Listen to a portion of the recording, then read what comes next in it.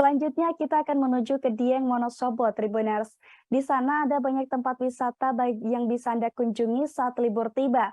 Dan satu di antaranya ada Curug Sikarim, Tribuners. Meski jalur dari Dieng ke air terjun ini cukup ekstrim, namun tiba di lokasi Anda akan dimanjakan dengan keindahan alam yang memukau.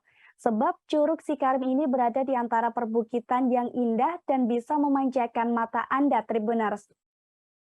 Terlebih saat kabut naik, air terjun ini akan seolah berada di atas awan. Agar perjalanan Anda menuju ke Curug Sikarim lebih aman, Anda bisa menyewa jasa ojek. Jasa ojek ini bisa Anda temukan di Desa Sembungan untuk menuju ke Curug Sikarim. Apabila menggunakan jasa ini, Anda hanya perlu merogoh kocek sekira Rp50.000 hingga Rp60.000. Menurut Ahmad, pengelola Curug Sikarim, tarif ojek ini bisa Anda gunakan untuk pulang pergi dari Sikuning hingga ke Sikarim.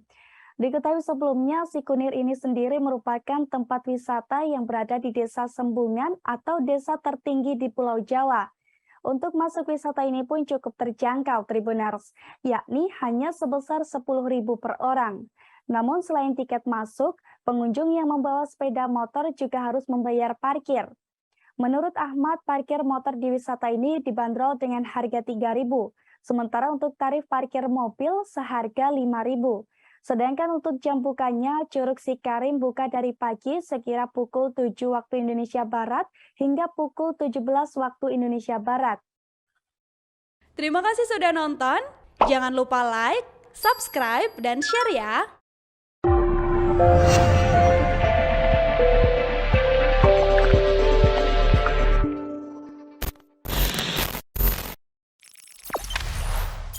Jangan lupa subscribe, share, komen, dan like ya.